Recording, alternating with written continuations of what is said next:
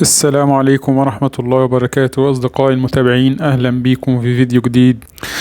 إن شاء الله في الفيديو ده هنتكلم عن ما تمت إليه الأعمال في عملية إنشاء استاد الجيش في القرية الأولمبية بالعاصمة الإدارية.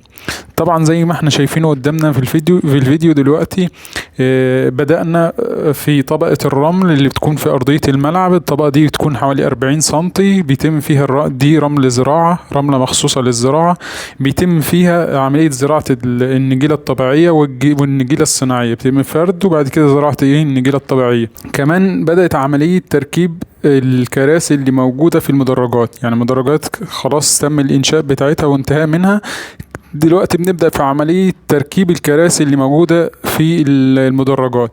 طبعا الاستاد ده بصراحة في ناس كتير بتقارنه بالاستادات الموجودة في كأس العالم في قطر، وناس كتير بتقول ان الاستاد ده هيكون موجود، هيكون زي استادات قطر، وهيكون حاجة على مستوى عالي. بس في ناس من الناحية التانية بتقول ايه فايدة التراك اللي موجود ده، وليه بنعمل التراك؟ ليه ما نخليش المدرجات قريبة عن الملعب زي النظام الانجليزي؟ طبعا الملعب ده مش ملعب كرة قدم بس، ده عليه اكتر من لعبة اولمبية، ومن اشتراطات اللجنة الأولمبية إن يكون الملعب حواليه تراك علشان سباقات الجري وسباقات الرمي بالرمح وكذا لعبة تانية بتكون موجودة، فمش هينفع تبقى المدرجات بتاعته مفيش مساحة للتراك. طبعا التراك ده هيكون ترتان وتحتيه طبقات بتاعته طبقات الأسفلت والدقشوم.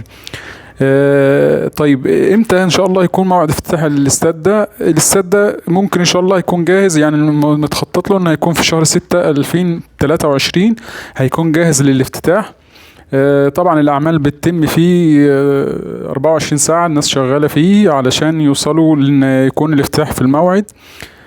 طبعا الارضيه خلاص يعتبر زي ما احنا شايفين قدامنا في الفيديو، الارضيه خلاص الطبقه الاخيره بتاعه الرمله، وبعد كده بيبقى الزراعه، تنزل مكنه اسمها مكنه الستيتشنج، دي بتتم غرز النجيله في الملعب، وبعدها ينمو النجيله وبتقصها ونخلي الملعب جاهز. يا ريت تقولوا لي رايكم في الكومنتات.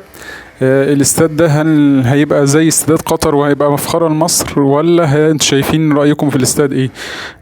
شكرا لكم لمتابعتكم، والسلام عليكم ورحمة الله وبركاته.